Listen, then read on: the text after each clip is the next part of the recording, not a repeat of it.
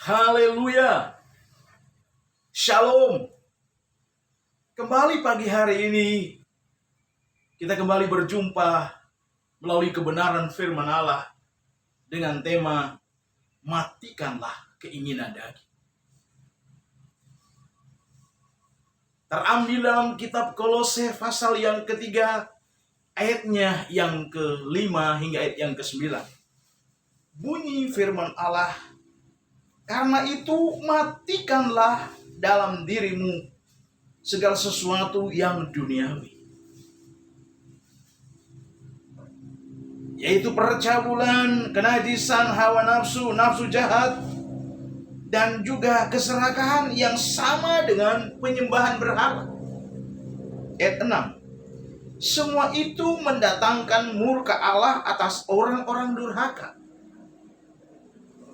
7. Dan dahulu kamu juga lakukan hal itu ketika kamu hidup di dalamnya.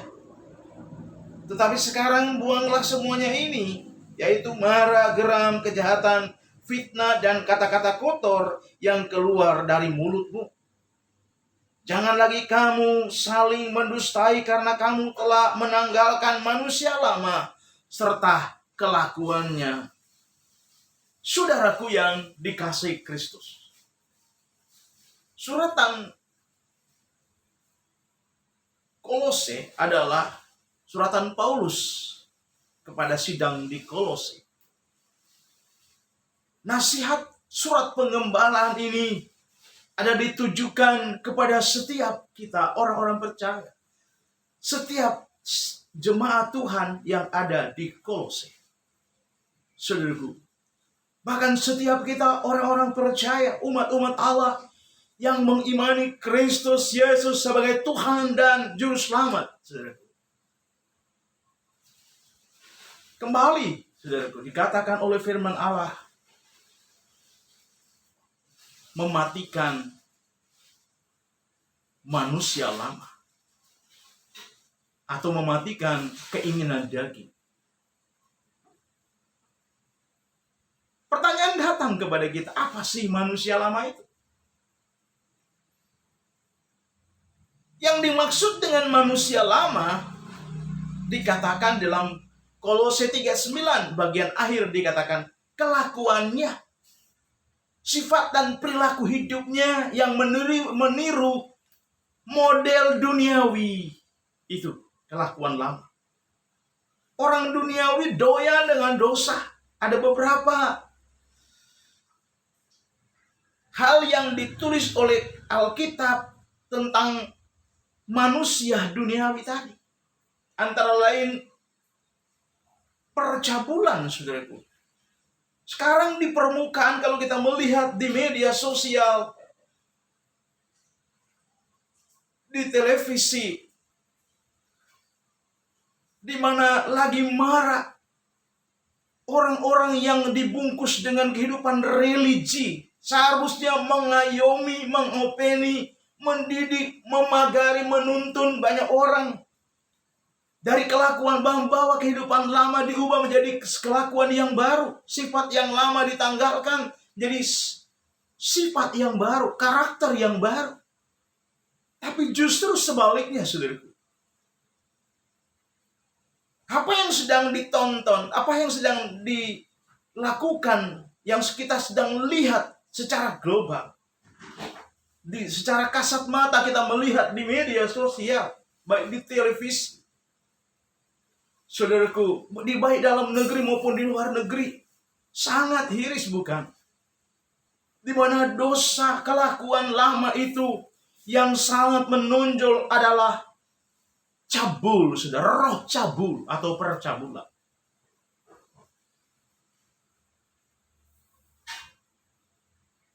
Inilah yang mendominasi siaran-siaran secara terbuka di media sosial.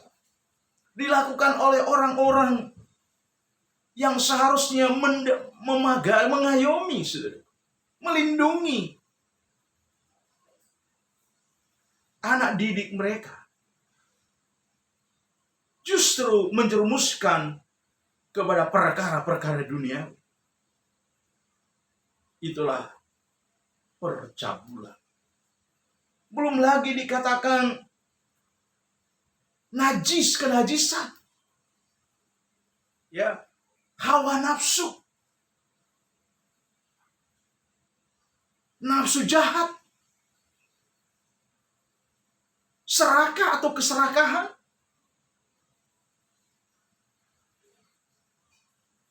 Marah yang tidak terkontrol.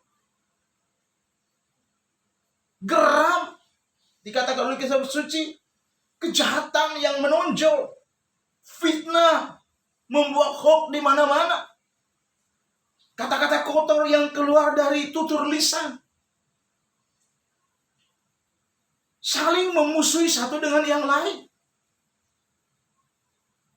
Seyogyanya Alkitab mengajar kita tinggalkan manusia lama itu.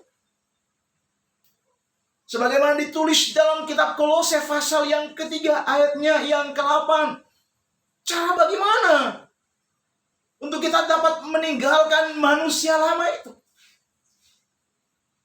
Alkitab mengajar kita caranya yang pertama adalah buang, saudara. Stop melakukan perkara-perkara yang jahat. Buang semuanya itu. Dikatakan dalam ayat yang ke-8. Kita diproses, saudara, menjadi manusia baru. Kembali menjadi manusia baru. Paulus bicara apa adanya kepada sidang di Kolose. Rupanya dia temukan orang-orang Kolose memiliki sifat dan karakteristik yang luar biasa, menyakiti hati Allah. Doyan dengan berbagai dosa. Sebagaimana yang saya sampaikan tadi. Keinginan duniawi itu. Percabulan. Ya, luar biasa. Kenajisan, melakukan hal-hal yang najis. Tidak dilihat dengan mata alami oleh sesama manusia. Tetapi model iklan-iklan dunia diperagakan dalam tubuhnya. Melakukan hal yang najis. Bukan haknya, tetapi dia ngambil hak orang. Mengingini hak orang. Alkitab melarang, saudaraku. Jangan engkau mengingini sesamanya. Jangan engkau mengingini hartanya. Jangan engkau mengingini istri orang, suami orang. Banyak, saudaraku. Itu yang dikatakan kenajisan. Najis. Nafsu yang tinggi, yang tidak terkontrol. Nafsu yang jahat. Kalau sudah tidak suka dengan si A, si B, si C. Memuncak kejahatan. Kalau boleh. Menghilangkan nyawa. Kalau boleh. Kalau kita tidak suka. Membuat hoax. Meracuni banyak orang. Sehingga mempengaruhi untuk merusak sesamanya. Itu yang dikatakan hawa nafsu yang jahat. Karena itu pertanyaan kembali datang. Cara kita untuk menanggalkan manusia lama seperti apa? Kolose pasal 3 ayat yang ke-8. Dikatakan di sana, buang semua itu. Buang semuanya yang duniawi itu. Yang merusak cita-cita Allah. Yang merusak. Menggagalkan rencana Allah. Yang seyogyanya rencana Allah adalah menyelamatkan seluruh umat manusia. Meninggalkan dunia yang fana dan kembali ke surga. Tapi inilah permainan iblis. Yang begitu keras. Yang sedang terjadi di earth sana. Tidak pandang bulu, saudara. Dia umat Allah, hamba Allah. Potret kehidupan duniawi yang dipertontonkan.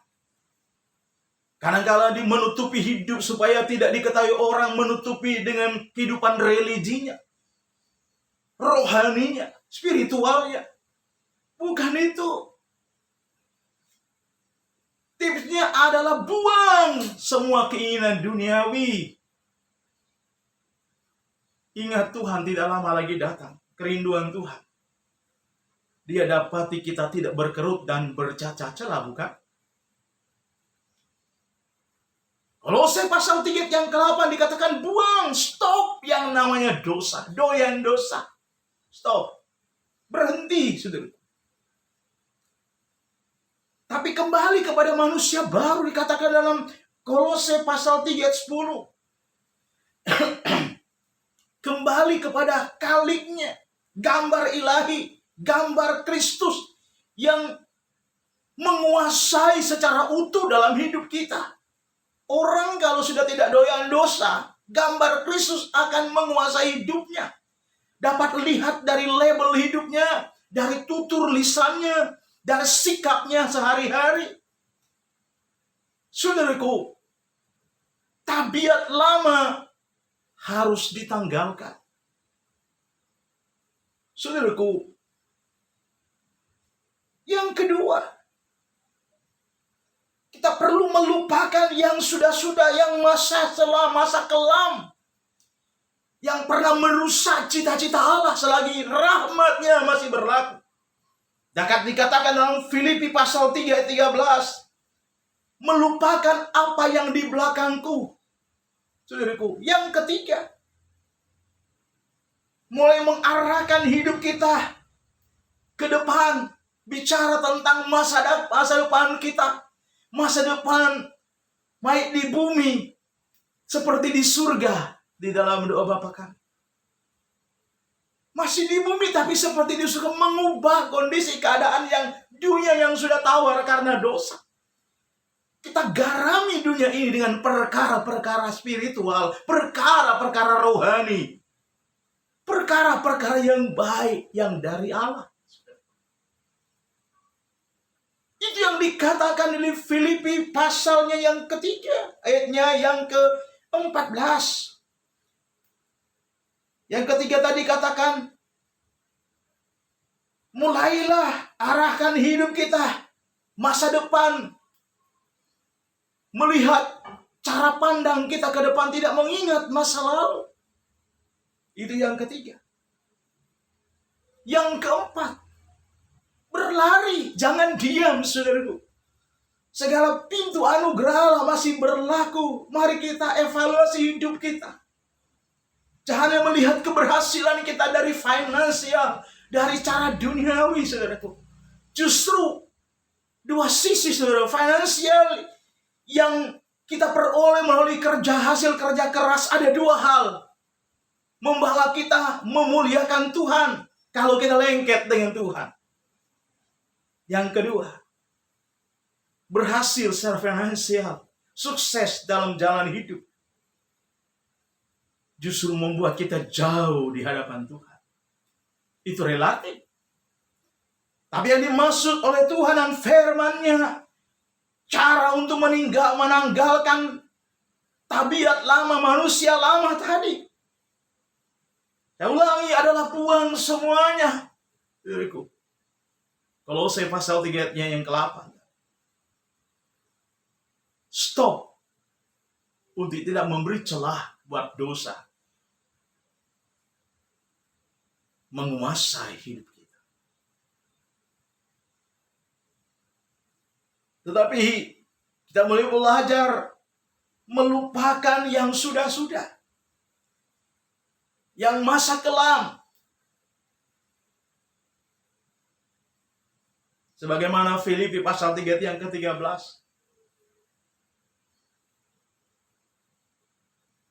Dan mengarahkan hidup kita ke depan, kepada masa depan yang penuh harapan. Kepada masa depan yang penuh harapan artinya apa? Giat di dalam pekerjaannya, saudaraku.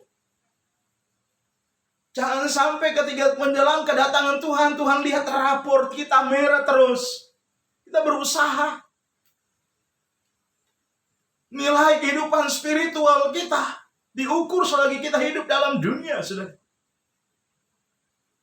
Baik dalam keluarga, di tengah-tengah kita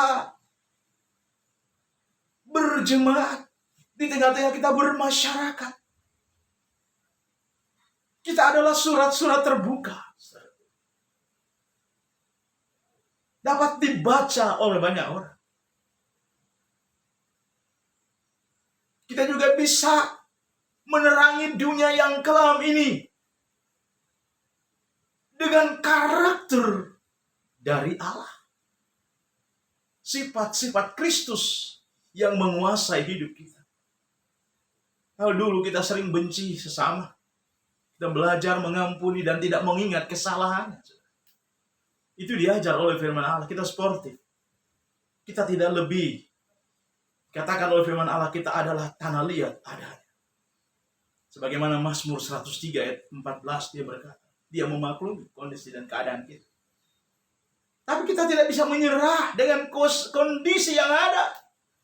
Tapi Alkitab berkata, cara untuk meninggalkan manusia lama, arahkan pemikiranmu, arahkan cara pandangmu kepada perkara-perkara kekekalan.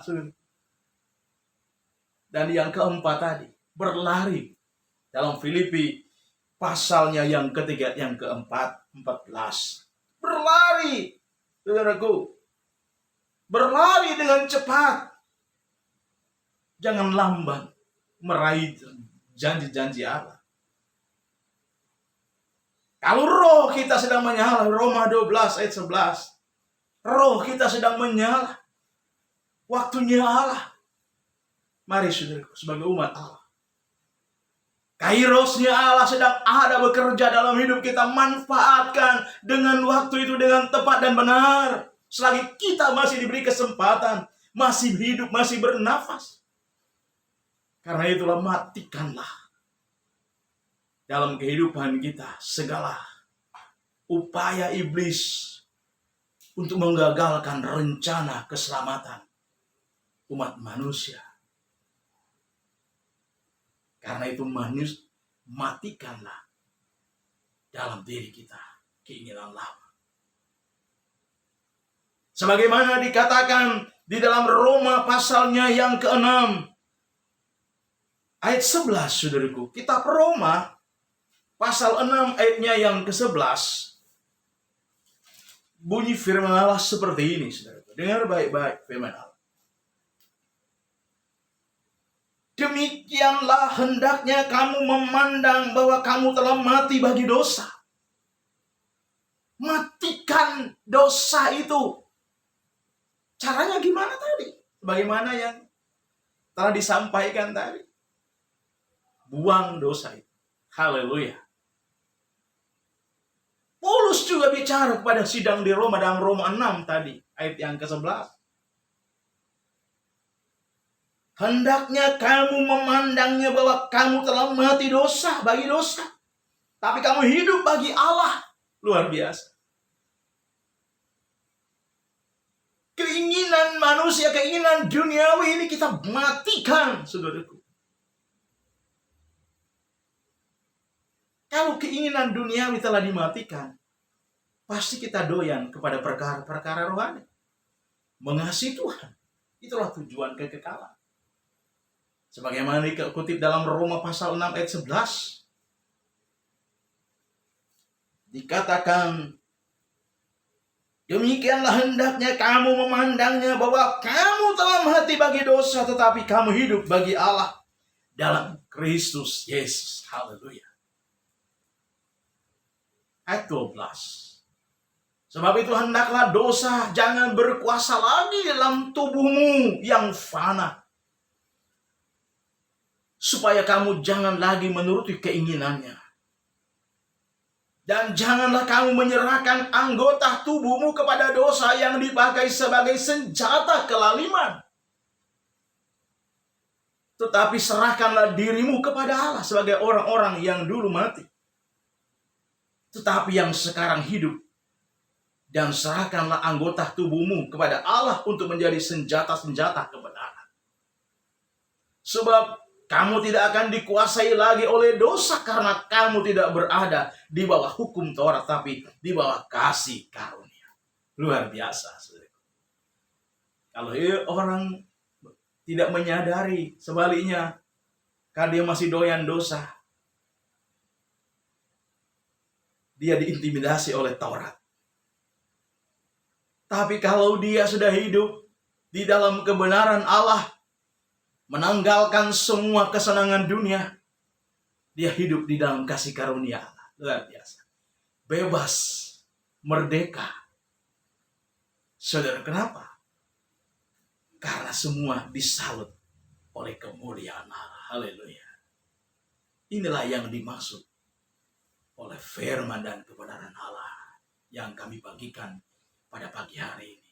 Kiranya Tuhan memberkati kita semua. Mari kita tunduk kepala, kita berdoa. Bapa, kami bersyukur kepadamu. Kami kembali diajar oleh firman Allah untuk mematikan segala keinginan duniawi yang menguasai kehidupan kami. Kami sadar tanpa bimbingan dan tuntunan Roh Kudus, kami tidak akan mampu melakukannya. Kami tidak akan mampu melepaskannya. Tapi kalau Roh Kudus mendampingi hidup kami, kami mampu membuang segala dosa. Dan kembali kepada perkara-perkara rohani. Melihat, memandang ke depan. Memandang kepada kemuliaan surga. Terima kasih Bapa. Bimbing kami Tuhan Yesus. Tuntun kami Roh Kudus. Biar hidup kami bukan hidup kami lagi, tapi Kristus yang menguasai hidup kami. Terima kasih Bapa. Meteraikan firman Allah yang kami bagikan pada pagi hari. Kepada mereka yang mendengar nasihat firman Tuhan pada pagi hari. Diberkati oleh Tuhan. Demi nama Tuhan Yesus Kristus kami berdoa dan mengucap syukur. Haleluya. Amin. Shalom. Tuhan memberkati kita semua. Haleluya. Puji